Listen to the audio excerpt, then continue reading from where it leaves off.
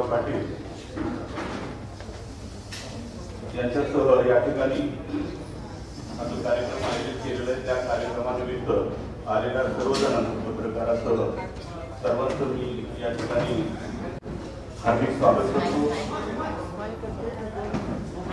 आपल्या राष्ट्रवादी काँग्रेस पक्षाच्या पूर्व नेत्या आणि राज्याच्या ग्रामीण विकास राज्यमंत्री आदरणीय सूर्यकांताताई पाटील या पण स्टेजवर या ठिकाणी उपस्थित आहेत आणि आज त्यांच्या प्रवेशानिमित्त आज हा कार्यक्रम या ठिकाणी आयोजित केलेला आहे।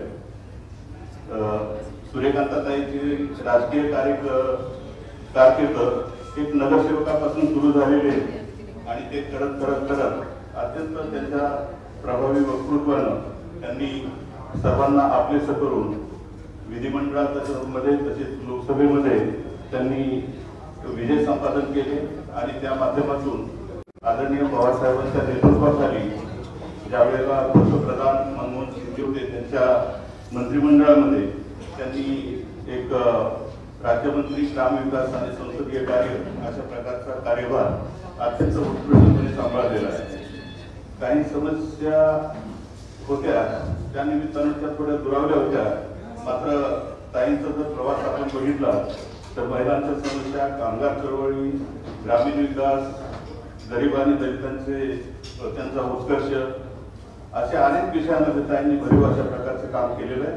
म्हणून आज त्यांच्या या प्रवेशाच्या क्षणी मी आपल्या सर्वांचं या ठिकाणी स्वागत करतो आणि मी आदरणीय प्रदेशाध्यक्ष जयंत पाटील साहेब यांना विनंती करतो की आपण यापुढे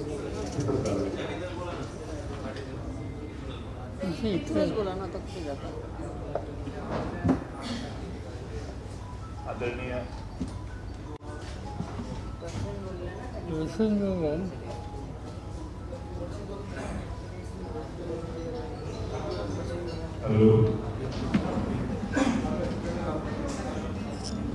आदरणीय पवारसाहेब, राष्ट्रवादीचे आमचे माननीय रवींद्र पवारजी, परभणी जिल्ह्याचे अध्यक्ष विजय गव्हाणेजी,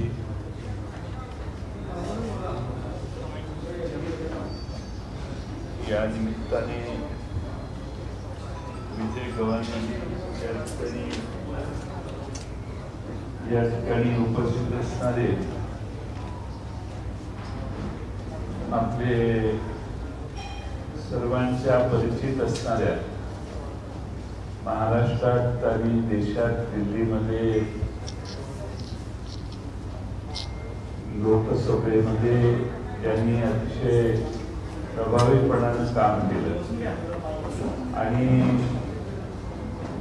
त्यांनी केंद्रीय मंत्रिमंडळात देखील आपली स्वतःची प्रतिमा तयार केली आणि कायम आदरणीय पवार साहेबांचं नेतृत्व मानून नांदेड हिंगोली जिल्ह्याचं नेतृत्व त्यांनी केलं। त्या आमच्या सूर्यकांताताई पाटील या पुन्हा एकदा स्वर्गही येत आहेत। भारतीय जनता पक्षाचा गेल्या 2-3 दिवसापूर्वी त्यांनी राजीनामा दिला आणि त्यांनी आता पुन्हा राष्ट्रवादी काँग्रेस शरदचंद्र पवार या पक्षात प्रवेश करायचं ठरवलं आणि म्हणून आज त्यांचा आज या ठिकाणी प्रवेश होतोय। तर म्हणजे हा प्रवेश मोठ्या प्रमाणात साजरा करायचा अशी त्यांची भूमिका होती। पवार साहेब दिल्लीला संसदीय अधिवेशन आता संसदेचं चालू होणार आहे म्हणून आज दिल्लीला जाणार आहेत आणि त्यामुळं हा छोटेखानी आज त्यांचा प्रवेश या ठिकाणी काही मोजक्याच निवडक मान्यवरांच्या उपस्थित या ठिकाणी होतोय। सूर्यकांताताईंनी पवार साहेबांचं नेतृत्व मानून आजपासून नाही, फार वर्षापासून काम केलं. आम्ही फार तरुण होतो तेव्हापासून बघायचो. आणि त्यांचे वडील जयवंतराव पाटील यांचा स्वातंत्र्य सैनिक म्हणून जो वारसा त्यांच्या घराण्याला मिळाला, तो त्यांनी अतिशय निर्भीडपणाने त्यांच्या आयुष्यात जगवला. त्यांनी कुणाची भीडभाड कधी ठेवली नाही. हा स्वभाव त्यांना कदाचित काही वेळा अडचणीचाही ठरला, पण त्यांनी कधी स्वभाव सोडला नाही. निर्भीडपणाने आपली मतं मांडणे, आवडलं नाही तर त्याच ठिकाणी स्पष्टपणाने सांगणं, हे त्यांनी त्यांच्या स्वभावाचं वैशिष्ट्य कधी सोडलं नाही.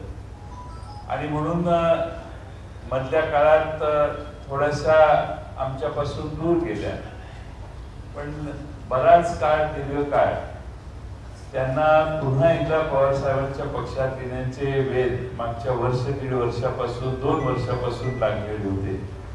आणि आम्ही त्यांना आग्रह करत होतो की तुम्ही परत आलं पाहिजे. आज प्रत्येक गोष्टीला मुहूर्त लागतो, त्यामुळे मला वाटतं की आज अंगारकीचा मुहूर्त साधून या ठिकाणी काही परत येत आहेत. महाराष्ट्रामध्ये ज्यांनी पवार साहेबांच्या नेतृत्वाखाली काम केलं, अशा सर्वच मान्यवर नेत्यांना, कार्यकर्त्यांना पवार साहेबांच्या नेतृत्वाविषयी कधीही शंका नव्हती किंवा कायम त्यांना वंदलं. आज असे सूर्यकांताताई पाटील तर बऱ्याच आमचा पक्ष फुटण्याच्या आधीपासून या विचाराच्या होत्या की मी परत येणार आहे. पण त्या पलीकडे जाऊन आणखी बरेच कार्यकर्ते हे आज पवार साहेबांना भेटतायत, पवार साहेबांच्या बरोबर काम करण्याची इच्छा व्यक्त करतायत. आणि त्यातल्या त्यात महाराष्ट्रातली तरुण पिढी जी आहे, ती सर्व तरुण पिढी पवार साहेबांच्या या वयातल्या कष्ट घेण्याच्या प्रवृत्तीमुळे आणि पवार साहेबांच्या स्वभावामुळे आणि नेतृत्वामुळे महाराष्ट्रातल्या तरुणांना हे वाटतंय की महाराष्ट्राचे प्रश्न सोडवणारा शेतकरी, शेतमजूर, सर्वसामान्य समाज जो महाराष्ट्रात अनेक प्रश्न सोडवण्याच्या प्रतीक्षेत असतो, त्या सर्वांचे प्रश्न एकच महाराष्ट्रातला नेता सोडवू शकतो आणि तो म्हणजे पवार साहेब. या भूमिकेतनं आज महाराष्ट्रातल्या तरुणांचा ओघ देखील राष्ट्रवादी काँग्रेस, शरदचंद्र पवार या पक्षाकडे लागलेला आहे. अनेक भागातले कार्यकर्ते पुन्हा एकदा पवार साहेबांचं समर्थन करून या पक्षात काम करण्याची इच्छा व्यक्त करतायत. पण आज आमच्या मते सूर्यकांताताई पाटील यांच्यासारख्या एका अनुभवी आणि प्रदीर्घ काळ संसदेत काम केलेल्या नेतृत्व आज पुन्हा राष्ट्रवादी काँग्रेस पक्षात परत येत आहे. मी त्यांचं या ठिकाणी मनपूर्वक स्वागत करतो. त्यांच्या प्रवेशाने आमच्या मराठवाड्यातल्या हिंगोली, नांदेड या जिल्ह्याला अधिक बळकटी येईल. परभणी, हिंगोली, नांदेड या तिन्ही जिल्ह्यात असा विश्वास व्यक्त करतो. नांदेड जिल्ह्यात तर आता मोठी पोकळी निर्माण झालेली आहे, त्यामुळे आपलं आगमन हे आमच्यासाठी जास्त उत्साहाचं वातावरण निर्माण करणार आहे. आणि नांदेड जिल्ह्यात अधिक चांगल्या पद्धतीनं हा पक्ष बळकट करण्यासाठी आम्हाला मदत होणार आहे ही माझ्यासारख्या कार्यकर्त्याची अपेक्षा आहे. पुन्हा एकदा सूर्यकांताताई पाटील यांचं राष्ट्रवादी काँग्रेसमध्ये प्रवेश होतोय, त्यांचं मी स्वागत करतो. आणि सूर्यकांताताई पाटील यांचा प्रवेशाचा छोटासा कार्यक्रम या ठिकाणी आपण पार पाडू.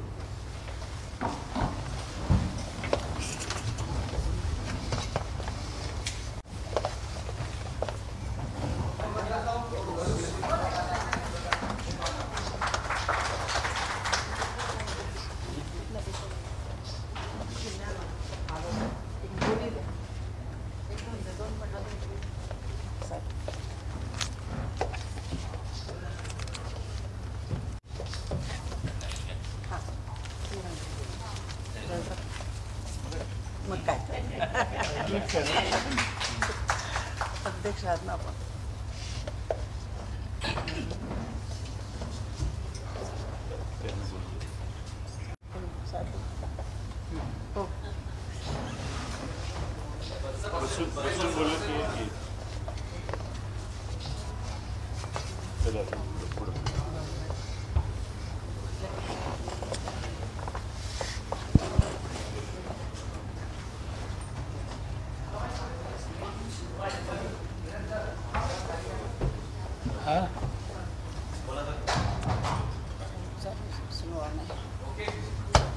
ग्रंथाध्यक्ष जैन चौकाची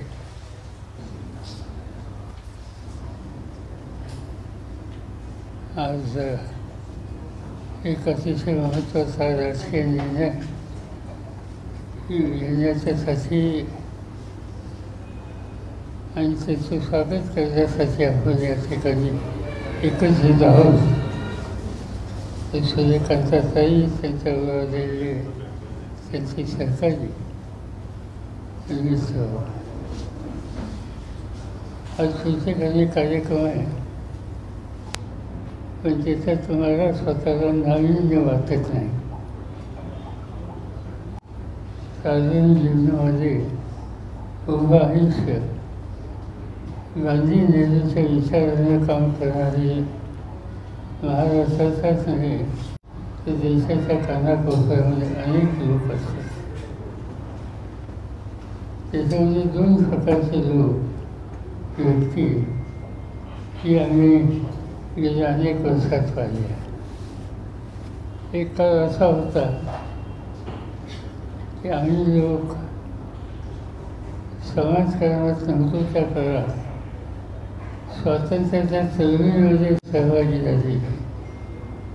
म्हणजे देशाच्या स्वातंत्र्याची चळवळ असेल किंवा हैदराबाद वृत्ती आंदोलनाचा लढा असेल, त्याच्यामध्ये सहभागी झालेली एक पिढी आणि त्यांनी अनेक वर्ष राज्याचं, देशाचं, समाजाचं नेतृत्व केलं.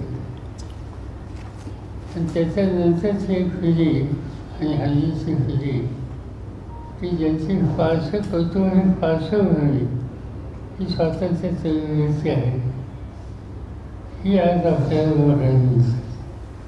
सूर्यकांताताई किंवा मी स्वतः किंवा ज्यांचा पाटील आम्ही या दुसऱ्या पिढीचे प्रतिनिधी आहे. आम्हा सगळ्यांच्याच कुटुंबामध्ये गांधी नेहरूचा विचार किंवा स्वातंत्र्याच्या चळवळीचा विचार, त्याचा सहभाग हा करणारी एक पिढी होऊन गेली. आणि त्याच्यानंतरची पिढी म्हणून आम्ही सगळेजण आज ठिकठिकाणी काम करत असतो. सूर्यकांताताई की ज्यांचं घर त्यांच्याकडे हौतात्म्य पत्करायची वेळ आली होती, अशा कुटुंबातनं स्वातंत्र्याच्या चळवळीत आणि त्यांनी स्वतःसुद्धा नंतरच्या काळात हा गांधी नेहरूंचाच विचार स्वीकारला. माझा आणि त्यांचा एकत्रित काम करण्याचा कालखंड विधिमंडळामध्ये आम्ही एकत्र होतो. महाराष्ट्राच्या विधिमंडळामध्ये त्या आल्या. काही काळ महाराष्ट्राच्या विधानसभेमध्ये राहिल्या आणि नंतरच्या काळामध्ये देशाच्या लोकसभेमध्ये अनेकदा त्यांनी महाराष्ट्रातून प्रतिनिधित्व केलं. लोकसभेमधून प्रतिनिधित्व करत असताना केंद्र सरकारमध्ये काम करण्याची त्यांना संधी मिळाली आणि आपल्या कर्तृत्वाचे, प्रभावाचे दृष्टिकोन त्यांनी संसदेमध्ये दाखवलं. हे सगळं करत असताना एका बाजूनं संसदीय कामकाजाचा सहभाग हा जसा एक त्याचा साधन जीवनाचा एक महत्त्वाचा टप्पा आहे, तसे इतरही गोष्टीत त्याचं लक्ष होतं. आणि ते इतरांमध्ये एक महत्त्वाचं क्षेत्र म्हणजे सरकार. त्या सरकारामध्ये राज्य सरकारी बँकेच्या उपाध्यक्षपदाची जबाबदारी त्यांनी सांभाळली. महाराष्ट्र राज्य साखर कारखाना संघ तिथे त्यांनी जबाबदारी सांभाळली. आपल्या भागामध्ये शेतकऱ्यांच्या हिताच्यासाठी सहकारी साखर कारखान्याने उल्लेख केली आणि त्याचं प्रतिनिधित्व त्यांनी देश पातळीवर सुद्धा हे केलेलं होतं. आणि म्हणून समाजकारण, राजकारण, सरकार क्षेत्र या सगळ्यामध्ये आयुष्याचा फार मोठा कालखंड हा त्यांचा गेलेला असतो. मध्यंतरी काही भूमिकेच्या मतभिन्नता झाली आणि त्यांनी वेगळा रस्ता हा पत्करला होता. पण माझी खात्री असायची की ते तिथे गेले असते तर त्यांचं मन काय तिथं नव्हतं. त्यांचं मन आमच्याकडेच होतं. त्यांनी करू न करू.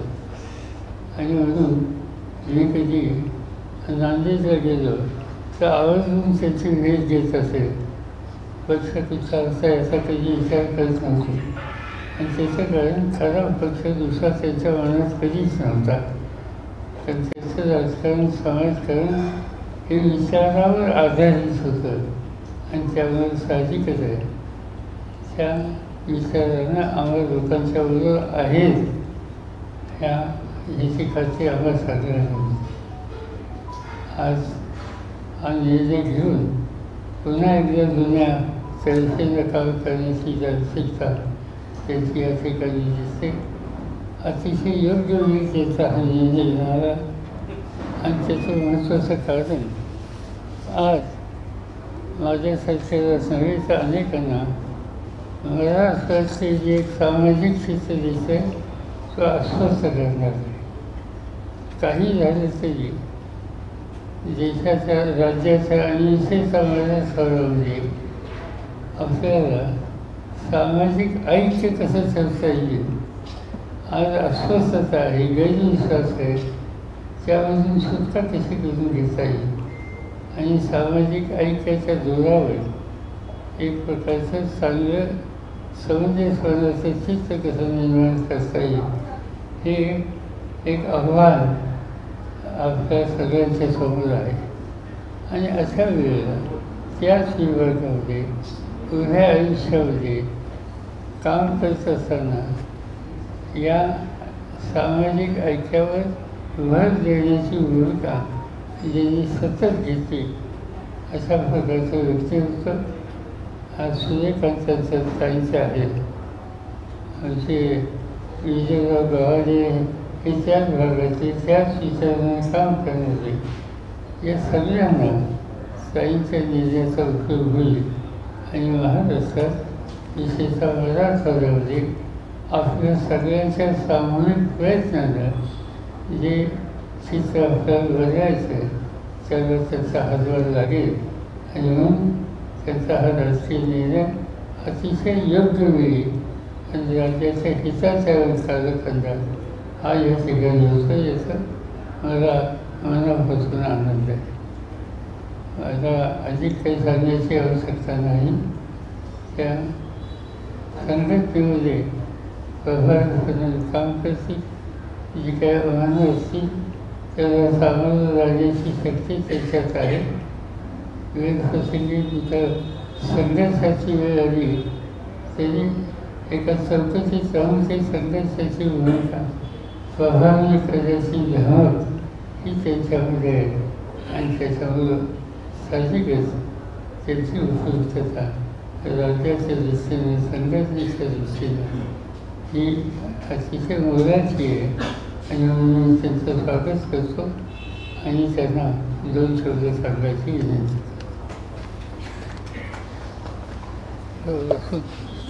त्यांना बसून बोलता येत नाही. बसून बोलता आदरणीय साहेब,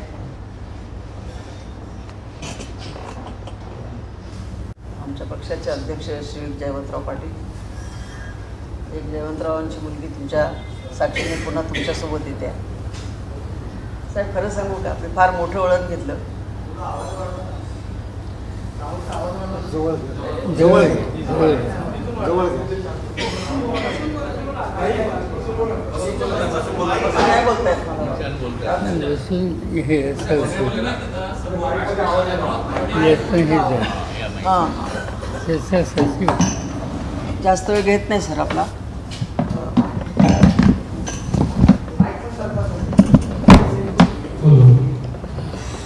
माझ्या आयुष्याचा बहुतांश काळ साहेबांच्या सोबत गेला. जयवंत वगैरे लहान होते. जयवंतचे जयवंतराव झाले, आज माझ्या पक्षाचे अध्यक्ष झाले. ही जयवंत कन्या तुम्हाला नमस्कार करते. भविष्यामधल्या लढाईला सिद्ध होण्यासाठी मी आपल्यासोबत आलेली आहे. साहेब, मी कधीही आपल्याला काही मागितलं नाही आणि जे देता यायचं ते त्यांनी हक्काने मला दिलेलं आहे. देशाच्या स्तरावर माझ्यासारख्या गरीब शेतकऱ्याच्या एका हुतात्म्याच्या मुलीचं नाव व्हायचं काहीच कारण नव्हतं.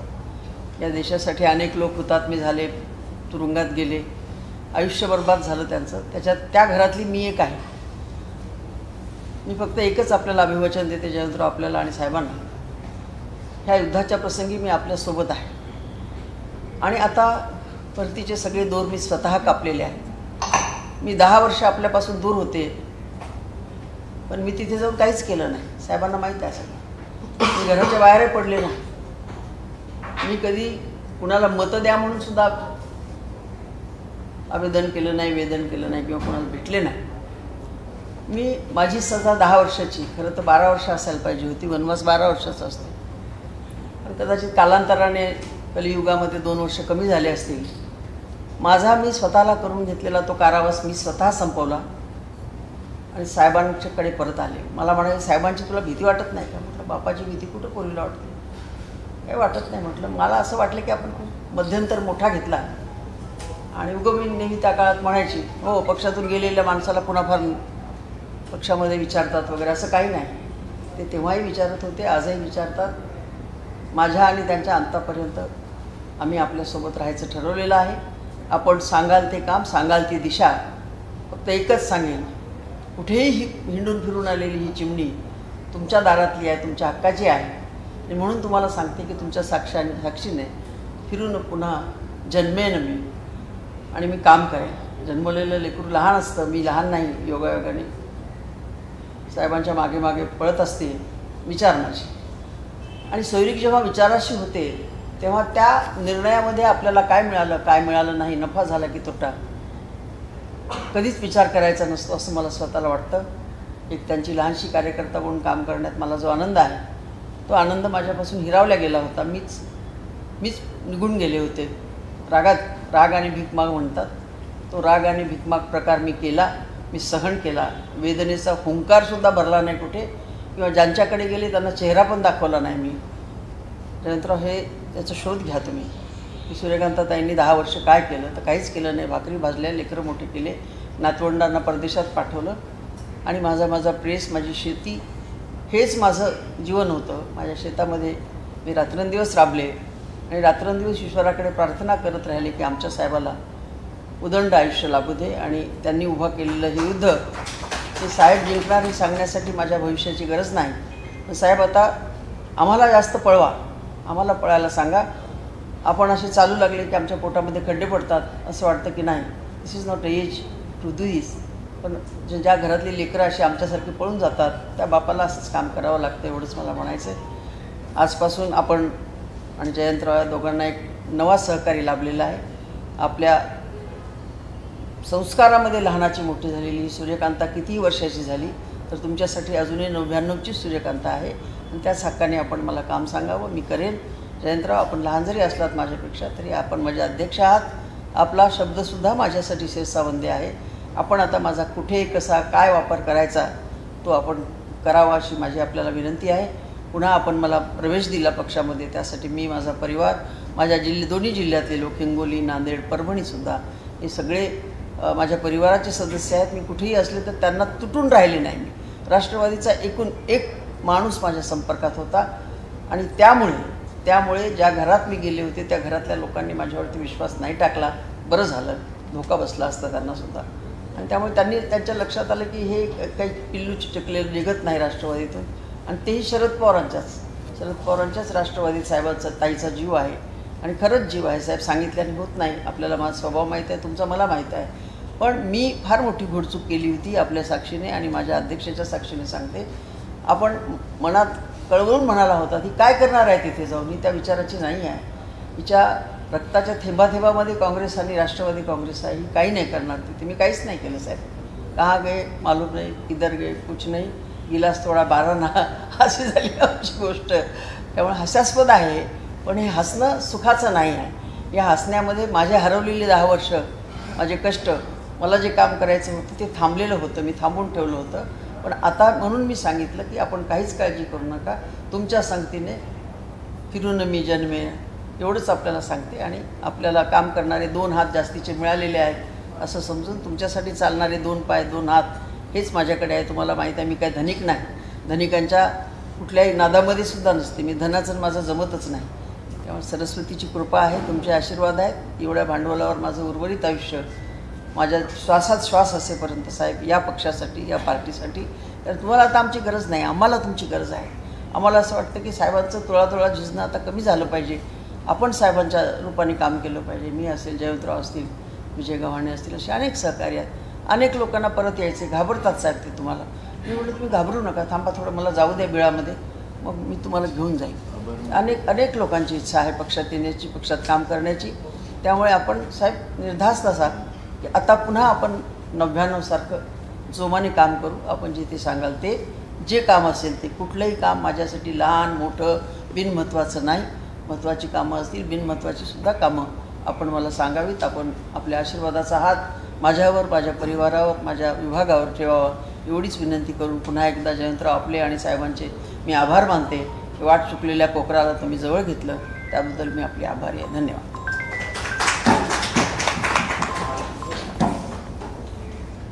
कन्या तुझे सर तुझ्या कन्या आहे नाही तुम्हाला बसली आहे हे काय तीच आहे ना. नाल्यातून भेटायला तू. आणि तिथून आली वर्सोव्यावर. खरं तर आज आम्हा सगळ्याच मराठवाड्यांच्या मंडळींना खूप मनापासून आनंद झालेला आहे. आपण परत एकदा 10 वर्षाचा कालखंड विसरून परत एकदा राष्ट्रवादीमध्ये आपण प्रवेश घेतलेला आहात. आज या निमित्ताने आपण सर्वजण, मी खरं साहेबांचे आभार मानेन, प्रांताध्यक्ष जयंतराव पाटील साहेब, रवींद्र पवार, सर्वच मान्यवर आणि सगळ्यात महत्त्वाचे आपण सर्वजण आज या कार्यक्रमासाठी आपण आलात. एक नवा परत एकदा नव्यानं ताईंचा झंझावात हा महाराष्ट्रामध्ये आदरणीय साहेबांच्या मार्गदर्शनाखाली सुरू राहील हा विश्वास या निमित्ताने मी व्यक्त करते आणि थांबते.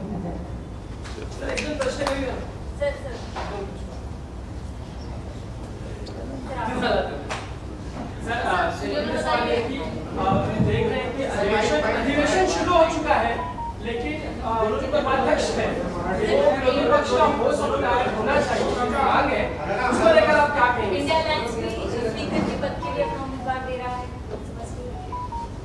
ऐसा होता तो मैंने किसी के साथ ये इशू पर डिस्कशन किया है और ये हमेशा की प्रैक्टिस है कि रूलिंग पार्टी के पास स्पीकर की हो जाती है और अपोजिशन के पास जस्टिस स्पीकर की जाती थी.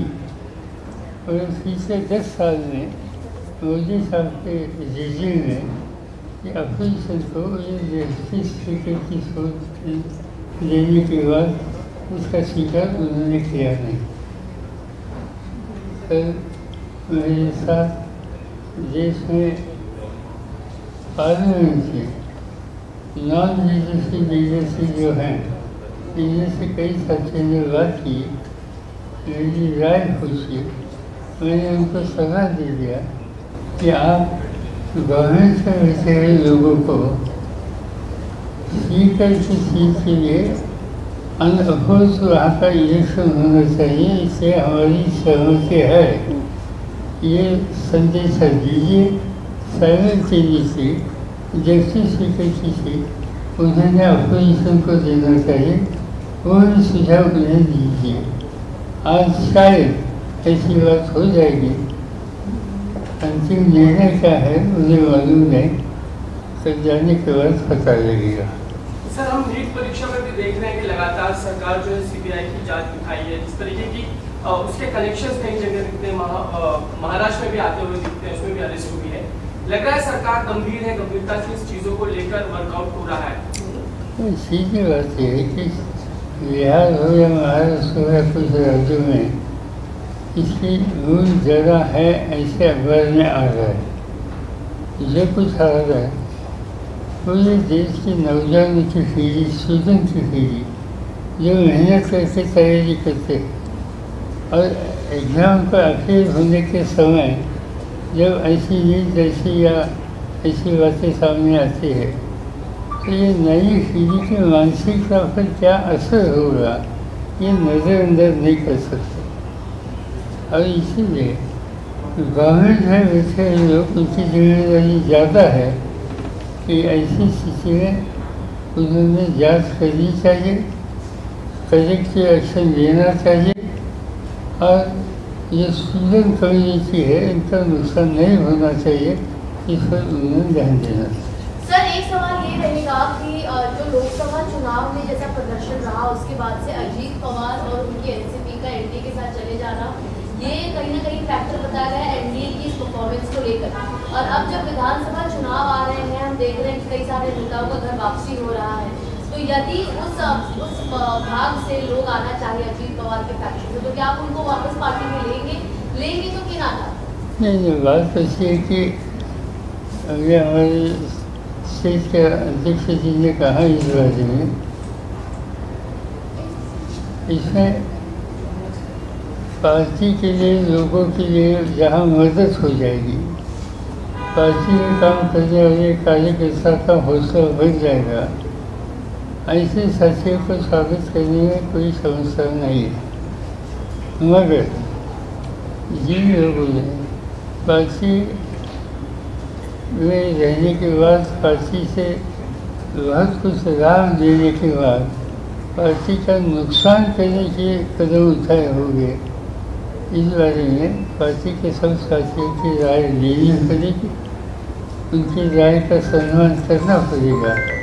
वो केस बाय केस वो इश्यू हो सकता है, जनरल स्कीम नहीं होती।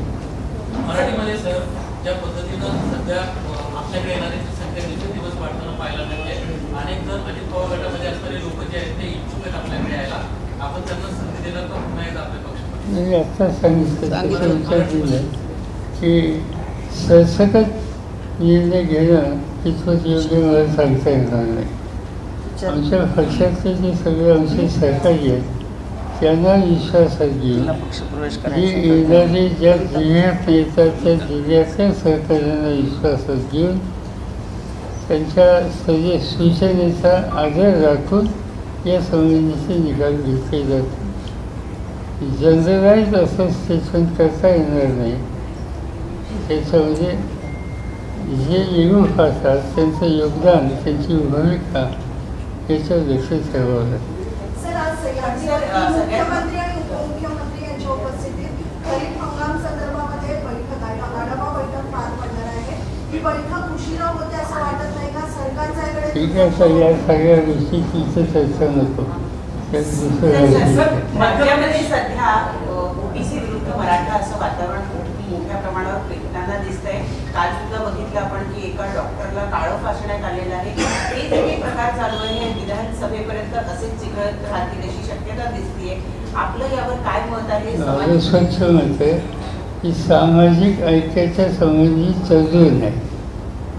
आज ओबीसी आणि अन्य जाती, मराठा असो किंवा कुणी असो, या सगळ्यांच्यामध्ये एक प्रकारची जुजी असणं ही समाजाच्या दृष्टीनं, नव्या पिढीच्या दृष्टीनं, राज्याच्या दृष्टीनं अजिबात योग्य आहे। आणि म्हणून आम्हा सर्वांची भूमिका याच्यात स्वच्छ आहे की हे सामाजिक ऐक्य झालंच पाहिजे, याच्यामध्ये चुकीची भूमिका कुणी घेता कामा नये, समाजात यत्किंची ती कटुता न राहील याची काळजी घेतली पाहिजे। आणि विशेषतः ज्या भागामध्ये होतं आहे त्या भागाच्या जुन्या पिढीने स्वातंत्र्याच्यासाठी पर्यंत कसा खाल्ली आहे। ही जिल्हा हा एक असा जिल्हा आहे की ज्या जिल्ह्यामध्ये मराठवाड्याच्या जे काही लढे आहे त्या लढ्यामध्ये अतिशय मोठं योगदान देणारा हा जिल्हा आहे. आम्ही जो काही ही ठिकाणं अशी आहेत की ज्यांनी इतिहास निर्माण केला आणि म्हणून ज्यांचा सतत दृष्टिकोन व्यापक होता त्या भागामध्ये ह्या गोष्टी घडत आहेत त्याची अस्वस्थता आम्हाला सगळ्यांच्यामध्ये आमचा प्रयत्न हा जाईल काही करायचं आणि इथे एक वाक्याचं ठेवायचं.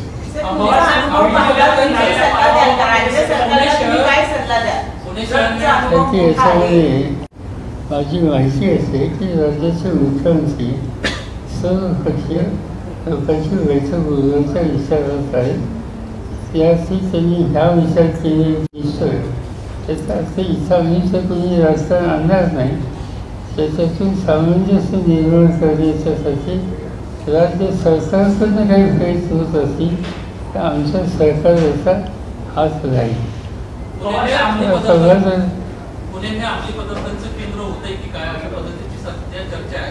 माजी पालकमंत्री चंद्रकांत पाटील म्हणतात की नाचताना असं काय नव्हतं, सध्याच्या पालकमंत्र्यांचं मात्र वचन नाही त्या पद्धतीनं पाहिजे. मला काही फारशी माहिती नाही पण असे सेवनच मी नसतो.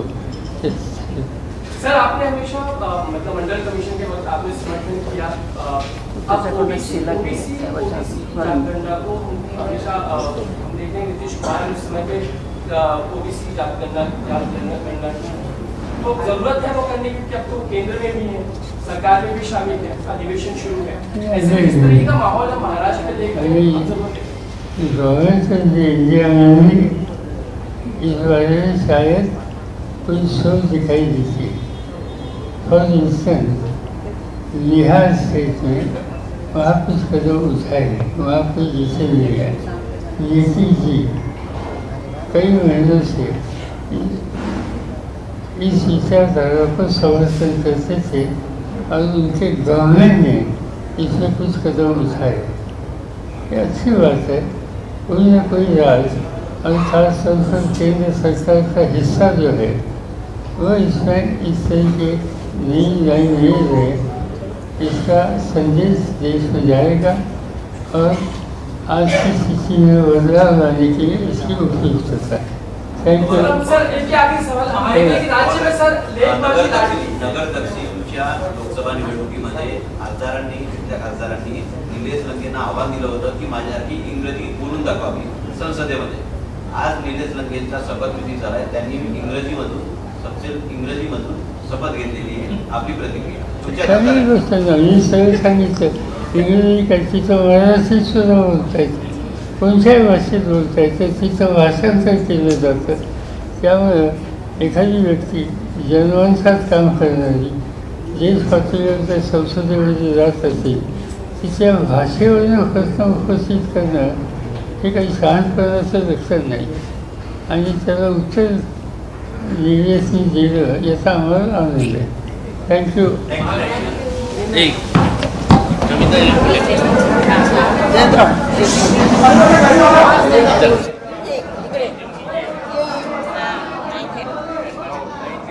अंकल मी येते आता पक्षात, मला पक्षात या हम करते